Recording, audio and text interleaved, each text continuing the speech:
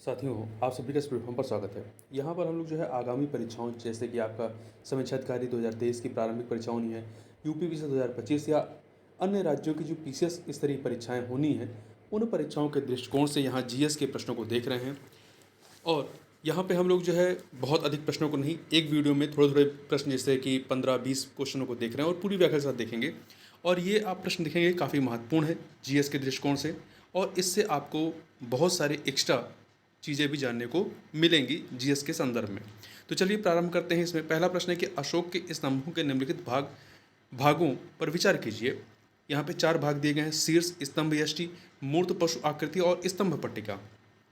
ऊपर दिए गए भागों को नीचे से ऊपर की ओर उनकी अवस्थित के क्रम में व्यवस्थित करना। नीचे से ऊपर, आधार से टॉप की ओर हमें इन्हें व्यवस्थित करना है। तो देखिए, अशोक के एकाश्म स्तंभ महीन बलुआ पत्थर से बने आश्चर्यजनक वास्तुकला और मूर्तिकला हैं। ये ऊंचे, मुक्त रूप से पवित्र स्थलों पर खड़े एकाश्म स्तंभ थे, मतलब एक ही पत्थर से बने हुए स्तंभ थे। इन स्तंभों के 4 प्रमुख भाग थे। अब ये 4 प्रमुख भागों से पहले आधार की तरफ क्या होता था? स्तंभ यष्टि होता था। स्तंभ यष्टि देखें तो पत्थर के खंड से तराशा गया स्तंभ यष्टि या सॉफ्ट, सादा और चिकना, जिसे हम लोग स्तंभ यष्टि को हम लोग इंग्लिश में सॉफ्ट कहते हैं, SHAFT, सॉफ्ट, सादा और चिकना, अनुप्रस्थ परिच्छेद में गोलाकार तथा ऊपर की ओर थोड़ा शंक्वाकार होता जाता है। वहीं इसके बाद आपका आता है शीर्ष। दूसरे नंबर पे आपका शीर्ष आता है।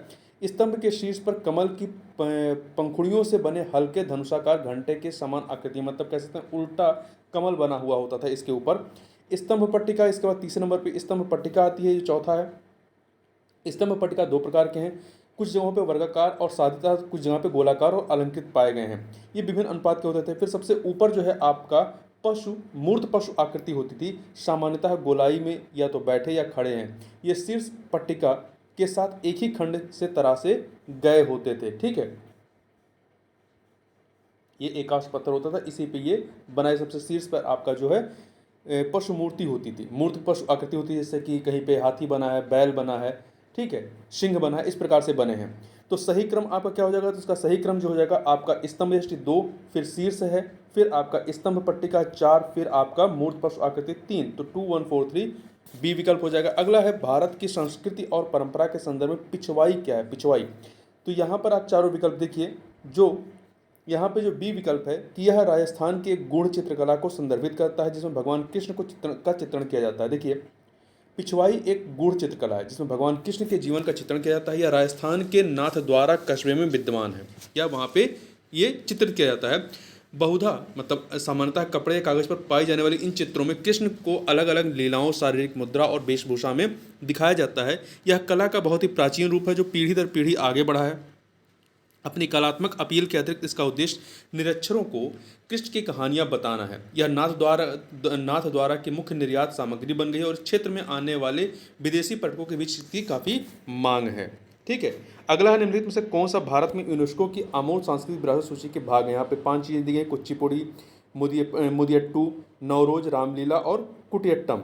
तो इसमें से आपको कुचिपुड़ी जो है ये अमूर्त सांस्कृतिक विरासत सूची में नहीं है, बल्कि जो मुदियट्टू ये केरल का अनुष्ठानिक रंगमंच और नृत्य नाटिका है, ये शामिल है। नौरोज जो है ये भी शामिल है। इसके अतिरिक्त आपका रामलीला शामिल है, और कुटियट्टम केरल का संस्कृत रंगमंच है, ये भी शामिल है। तो आपका 2 3 4 5 शामिल है, कुचिपुड़ी शामिल नहीं है, तो बी विकल्प हो जाएगा।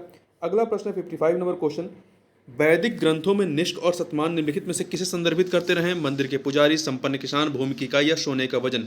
तो जो निष्क और शतमान है वैदिक ग्रंथों में सोने के वजन को ये संदर्भित करते रहे। देखिए, वैदिक युग के दौरान वस्तु विनिमय प्रणाली का उपयोग किया जाता था। आर्य सिक्कों का उपयोग नहीं करते थे, किंतु सोने के विशिष्ट भार के लिए स्वर्ण मुद्रा के रूप में शतमान एवं निष्क का उपयोग किया जाता था।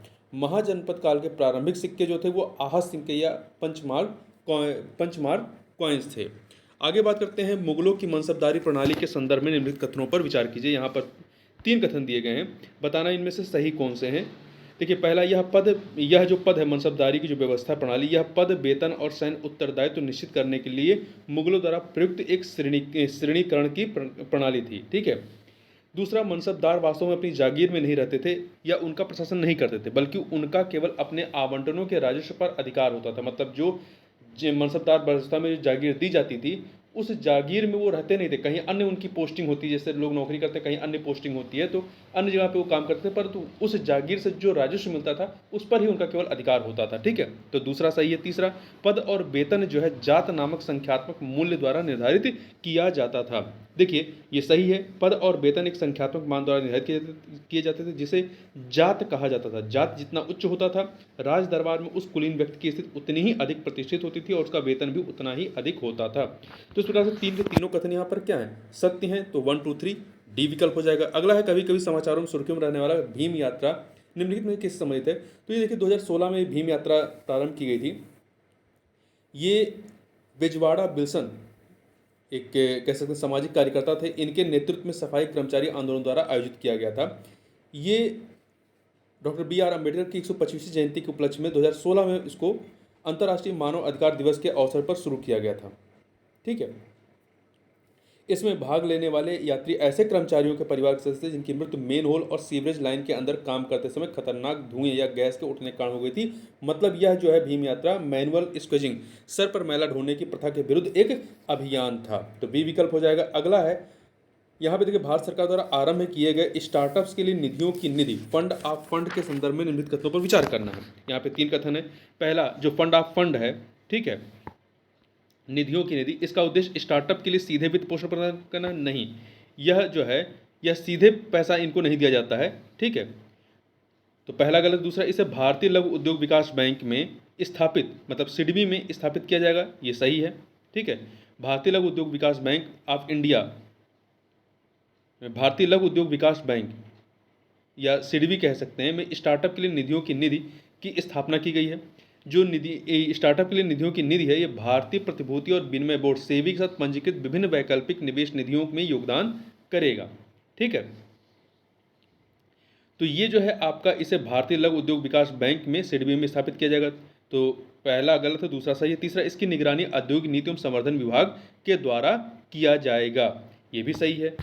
तो आपका पहला गलत है, दूसरा तीसरा सही है, आपका सी विकल्प हो जाएगा। अगला प्रश्न है कि उत्तरी काले पॉलिशदार मृदभांड किसके का उदय से जुड़े हैं। तो उत्तरी काले पॉलिशदार मृदभांड जो है महाजनपद काल से संबंधित हैं। देखिए उत्तरी काले पॉलिश में युक्त मृदभांड जो मिट्टी के पात्र हैं लगभग 700 ईसा पूर्व में विकसित किए गए थे। 500 से 300 ईसा पूर्व के दौरान यह कला अपने शिखर पर थी। ठीक है, महाजनपद काल जो कि 600 से 300 ईसा पूर्व के दौरान विकसित हुआ था, जो महाजनपद काल था। तो मतलब कि ये आपका जो उत्तर काले मृदभांड पॉलिशदार मृदभांड है वो कहाँ संबंधित होंगे, महाजनपद काल से। ठीक है, महाजनपद काल को बौद्ध युग भी कहा जाता है। अगला प्रश्न है कि भारतीय शास्त्रीय संगीत के संबंध में निम्नलिखित कथनों पर विचार कीजिए। 2 कथन दिए गए हैं। पहला है, राग लय, राग जो होता है लय का आधार है, ताल धुन का आधार नहीं।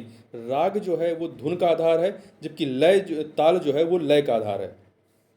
देखिए राग जो है वो धुन का आधार है, जबकि ताल जो है वो लय का आधार है, इसलिए पहला कथन गलत है। दूसरा, रागों को दिन के समय की अवधि के अनुसार वर्गीकृत किया जाता है, ये सही है। आपने भैरव उषा काल में गाया जाता है जो राग है, मेघ राग प्रातः काल गाया जाता है, दीपक और सी राग अपराह्न काल तीसरे पहर में गाए जाते हैं, कौशिक एवं हिंडोल राग ये रात्रि काल में गाए जाते हैं। तो समय की अवधि के अनुसार काल रागों को वर्गीकृत किया गया है।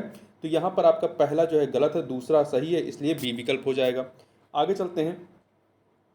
अगला प्रश्न निम्नलिखित उम्मीदों पर विचार कीजिए। लिपि और काल, ब्राह्मी लिपि का संबंध मौर्य काल से है, सिद्ध मालिका लिपि का गुप्त काल से और मोडी लिपि का मराठा काल से संबंध है। तो 3 के तीनों सुमेलित हैं, डी विकल्प हो जाएगा 1 2 3।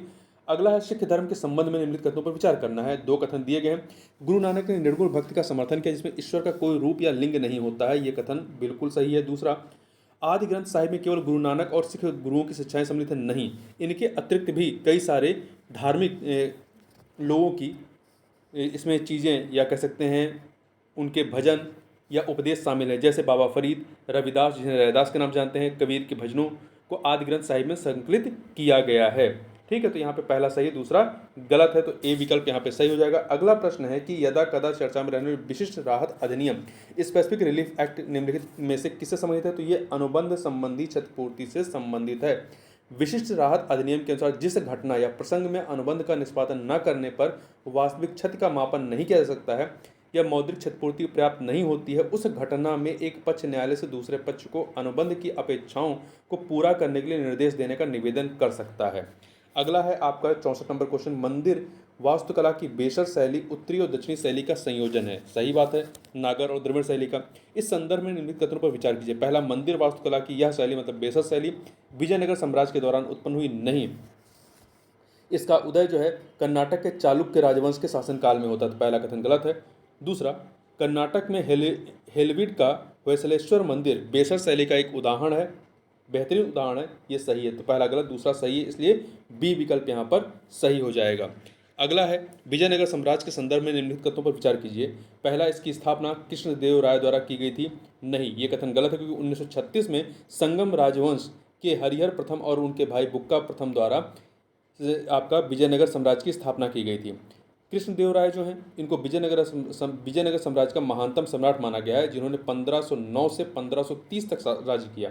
ठीक है, तो पहला आपका कथन क्या है, वो गलत है। दूसरा, विजयनगर के राजा भगवान विरूपाक्ष की ओर से शासन करने का दावा करते थे, ये कथन आपका सही है, क्योंकि विजयनगर स्थल का चयन विरूपाक्ष और पंपा देवी के मंदिरों के अस्तित्व से प्रेरित था। वास्तव में विजयनगर साम्राज्य के राजा भगवान विरूपाक्ष की ओर से शासन करने का दावा करते थे। सभी राज्यादेश पर आमतौर पर कन्नड़ भाषा में श्री विरूपाक्ष अंकित किए जाते थे। तो पहला गलत, दूसरा सही। तीसरा, मुगल सेना द्वारा हम्पी नगर का विनाश करने के बाद इस साम्राज्य का पतन हो गया। नहीं, मुगल सेना के द्वारा इसका पतन नहीं किया गया था। 1565 में विजयनगर के प्रधानमंत्री रामराय ने राजसी तांगड़ी, जिसे तालीकोट्टा का युद्ध कहते हैं, के नाम से जाना जाता है, जिसे कि युद्ध में सेना का नेतृत्व किया। जहां एक तरफ तो विजयनगर के प्रधानमंत्री रामराय थे, दूसरी तरफ बीजापुर, अहमदनगर और गोलकुंडा की संयुक्त सेना थी। इसमें राम राय की पराजय होती है और विजय प्राप्त करने वाली सेनाओं ने मतलब बीजापुर, अहमदनगर और गोलकुंडा की संयुक्त सेनाओं ने हम्पी नगर को विनष्ट कर दिया और कुछ ही वर्षों में यह नगर पूर्ण रूप से वीरान हो गया। तो इसमें पूछा है कि कौन से सही नहीं है, तो पहला और तीसरा सही नहीं है, इसलिए सी विकल्प हो जाएगा। निम्नलिखित में से कौन सा कथन हिस्टेक्टमी शब्द की सही व्याख्या करता है, तो ये महिला के गर्भाशय को निकालने हेतु एक शल्य चिकित्सा है। ठीक है, ध्यान रखिएगा ये। अगला प्रश्न है 67 नंबर क्वेश्चन है कि राजस्थान के लोग पूजा करने के लिए कावड़ बनाते हैं, निम्नलिखित में से कौन सा कथन कावड़ों की सर्वोत्तम व्याख्या करता है। तो इसमें आप बी विकल्प पढ़ें। वे कावड़ के बारे में, वो लकड़ी के बने वहनीय मंदिर होते हैं जिनमें द्वार होते हैं, जिन्हें खोलकर ऐतिहासिक या धार्मिक महत्व की विस्तृत रूप से चित्रित की गई कथाओं को दर्शाया जा सकता है। ठीक है, चित्तौड़ राजस्थान के चित्तौड़ में कलाकार द्वार युक्त लकड़ी के मंदिरों का निर्माण करते हैं, जिन्हें कावड़ कहा जाता है। इन द्वारों को खोलकर ऐतिहासिक या धार्मिक महत्व की विस्तृत रूप से चित्रित की गई कथाओं को दर्शाया जा सकता है। इन काष्ठ निर्मित लकड़ी निर्मित कावड़ों को त्योहारों के अवसर पर पूजा के लिए उपयोग किया जाता है। अगला प्रश्न है आपका 68 नंबर, भारत में निम्नलिखित में से कौन सा यह निकाय वैधानिक है। 3 निकाय यहाँ दिए गए हैं, बताना है कौन सा कूट सही है। भारतीय खाद्य सुरक्षा एवं मानक प्राधिकरण FSSAI, इसको खाद्य सुरक्षा और मानक अधिनियम 2006 के अंतर्गत खाद्य वस्तुओं के लिए विज्ञान आधारित मानक निर्धारित करने एवं खाद्य पदार्थों के विनिर्माण, प्रसंस्करण, वितरण, विक्रय एवं आयात का विनियमन करने के लिए वैधानिक निकाय के रूप में स्थापित किया गया था। तो पहला सही है, ये वैधानिक निकाय है। दूसरा, भारतीय प्रेस परिषद PCI, इसे भारत में प्रिंट मीडिया के आचरण को नियंत्रित करने वाला एक वैधानिक निकाय है। वहीं भारतीय विज्ञापन मानक परिषद ASCI, ये जो है ये भारत में विज्ञापन उद्योग का स्वविनियामक स्वैच्छिक संगठन है, यह गैर सरकारी निकाय है। भारतीय विज्ञापन मानक परिषद भारत में विज्ञापन उद्योग का स्वविनियामक स्वैच्छिक संगठन है, यह गैर सरकारी निकाय है। तो इसमें जो आपके वैधानिक निकाय कौन कौन से, पहला वाला भारतीय खाद्य सुरक्षा एवं मानक प्राधिकरण और भारतीय प्रेस परिषद। ठीक है, तो यहाँ पे पहला दूसरा सही हो जाएगा, तो आपका विकल्प ए जो है वो सही हो जाएगा। अगला है प्राचीन मंदिर वास्तुकला के निम्नलिखित कथनों लक्षणों पर विचार कीजिए। 4 लक्षण है, सकेंद्रीय वर्गाकार दीवारें, गोपुरम, विवाहशाला, भित्ति स्तंभों और स्तंभों में जंतुओं के रूपों का उपयोग। बताना है कि पांड्य मंदिर वास्तुकला की शैली में उपयुक्त में से कौन से अभिलक्षण पाए जाते हैं। तो देखिए आप पांड्य मंदिर वास्तुकला जो कि द्रविड़ शैली की वास्तुकला है, इसमें आप देखेंगे सकेंद्रीय वर्गाकार दीवारें हैं, गोपुरम है और भित्ति स्तंभों में जंतुओं के रूपों का उपयोग किया गया है। परंतु विवाहशाला जो है ये किसकी विशेषता है, ये विजयनगर की जो वास्तुकला रही है उसकी विजयनगर शैली का विशेष अभिलक्षण है विवाहशाला। ठीक है, ना कि द्रविड़ शैली या पांड्य मंदिर का। तो यहाँ पे पहला दूसरा चौथा अर्थात डी विकल्प जो है वो सही हो जाएगा। तो इस प्रकार से इस वीडियो में बस इतना ही, मिलते हैं नेक्स्ट वीडियो में। बहुत बहुत धन्यवाद। अपना फीडबैक आप कमेंट बॉक्स में बता सकते हैं।